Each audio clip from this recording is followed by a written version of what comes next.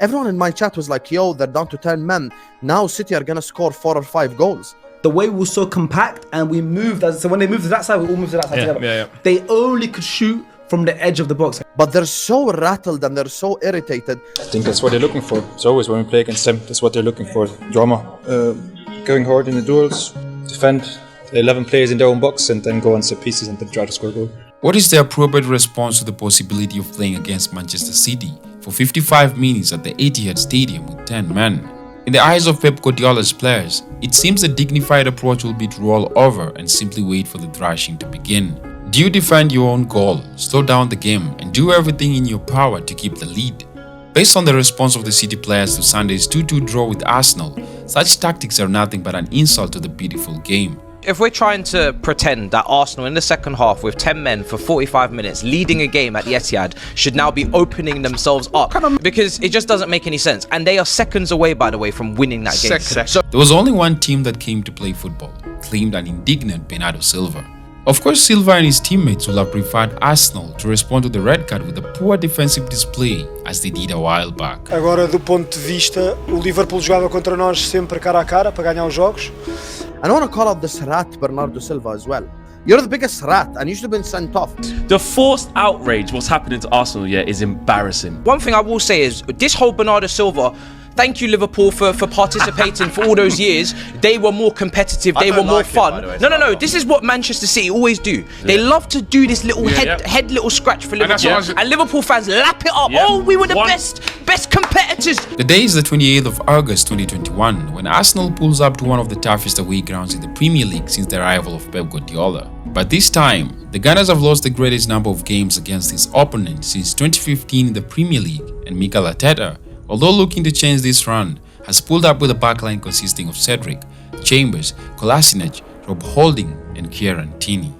With a possession of 81%, it doesn't take long before Gabriel Jesus assists Gundogan for the first goal in the 7th minute after a missed clearance from Chambers. Torres follows this up with the second goal after the Arsenal backline fails to clear a direct cross from Bernardo Silva. Things go from bad to worse in the 35th minute when Granit Xhaka is sent off for a challenge on Joao Cancelo. Arsenal loses the game 5-0 in Arteta's 5th consecutive Premier League defeat against Pep Guardiola. It's just upsetting because the passion we've got, we just don't feel it's being reciprocated on the pitch. The day is 22nd of September 2024, about 3 years since the humiliating loss at the Etihad. Again, Arsenal go a goal down in the 9th minute, but this time, Arsenal respond through Ricardo Calafiori's wonder goal from 20 yards away, assisted by Martinelli. The match is beginning to take shape, and even the people that thought it would be a boring draw are tuned in now, just before Gabriel Magalhaes heads in the Ghana's second goal. He's got his head to it and Arsenal have taken the lead. That's superb from Gabriel.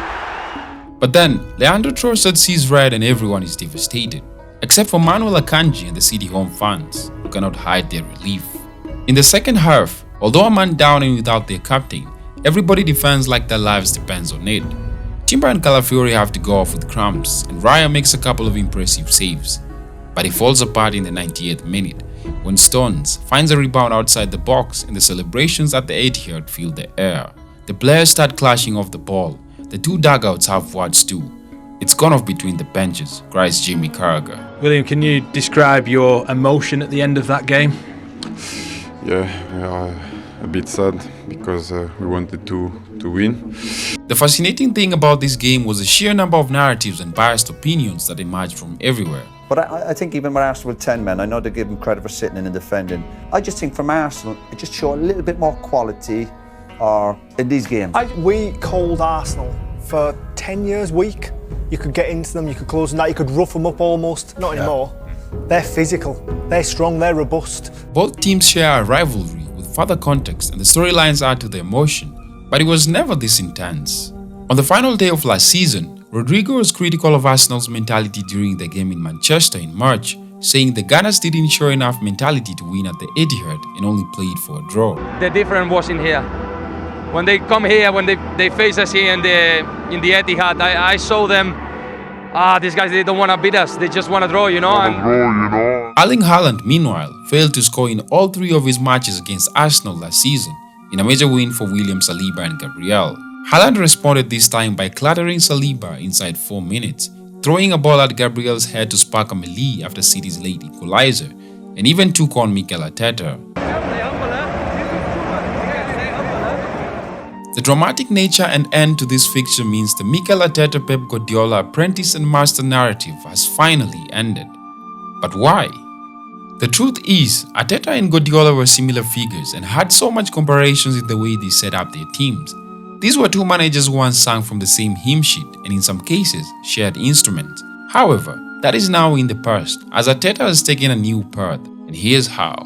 Stylistically, Guardiola and Klopp were always complete opposites. It was the battle of two differing ideologies. Klopp's counter-pressing direct football didn't strike the same chord as Guardiola's classical staccato dance around the pitch, so the differing styles never clashed personally, and neither did the players. Meanwhile, Guardiola and Arteta were clearly more similar, at least until Arteta became a different animal. It all started about 2 years ago when Arteta took Gabriel Jesus and Alexander Zinchenko from ManCity to push his squad to another level. He also poached Nicolas Jover, who has now become the best set-piece coach in Europe. Both managers started playing 4 centre-backs across the backline, while also employing 1v1 wingers in the likes of Saka and Sterling. Do not forget the goalkeepers, who are good with their feet and could easily pass off as attacking midfielders. While Arteta has used his City experience to mold a title-contending team, his style has now become so different to the Guardiola way. Firstly, Guardiola's philosophy is to win through patience, while possessing the ball the tiki-taka way. Meanwhile, Arsenal have a victory at all costs mentality, where the playing style can be compromised in the search for 3 points. With Arsenal, the result will always override the display. Arsenal's desire to just get over the line has been evident in recent weeks. Normally, Arteta and Arsenal have to deal with opponents coming to the Emirates and being street smart in terms of winding down the clock. But when the shoe is on the other foot and the Gunners need to play dirty, they are willing to change tactics themselves. Speaking after the win over Tottenham, which preceded the draw at City, Arteta said, "What have you made of the team defensive performance today?" Unbelievable. It's a real compliment to the team, because any player in any area of the pitch is ready to do what a lot of people call the ugly things, and they still enjoy to do that part of the game. And when you do that, you start to be a very complete team that can win in any context. And the context today in certain moments was very favorable for us, and some moments very difficult for us, and we managed to do that. Due to the people shared between the clubs, perhaps ManCity see Arsenal as imitations of themselves, but are irked by how different the Gunners are. After all, they went into Sunday's game as two top teams but world-class in opposite departments. City are the best Premier League team at home. Arsenal are the best away side. City have the best attack. The Gunners have the best defense. Haaland is the best striker in the league. Saliba and Gabriel are the best defensive partnership. It starts with the 2 centre-backs, and I think as much as is done on the ball, I think the way he's changed the football club off the ball and them out of possession, I think that's just as impressive. The morning of City's players suggests that Guardiola's squad believe themselves to be the high priest of football, which frankly is a laughable notion. Yes, City plays fabulous attacking football, but they are just as streetwise and cynical as any other team in the division. To accuse Arsenal of being masters of the dark arts is to ignore City's own excellence in this field. One of the defining features of their success under Guardiola, for example, has been their ability to make tactical fouls. In 2019, Rodri said he had learned tactical fouling under Guardiola's management. ManCity have also benefited from incompetent referee decisions. A good example is the Everton handball during the title run-in, where Chris Kavanagh decided that there was not enough conclusive evidence that the ball contacted Rodri in the arm's red zone. Against Arsenal at the Emirates, Kovacic escaped 2 red card offences with only a yellow card given. These antics are not just specific to ManCity, but includes all the top teams who are always at it. It's just viewed different when Arsenal do it. Like George Graham said, "It's fine that people hate us. It's part of our history. It's evident that Arteta's Arsenal is hungry for titles.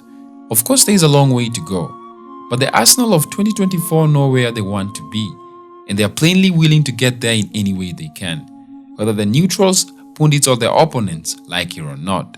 We are waiting for them at our ground," said Gabriel after the Etihad encounter.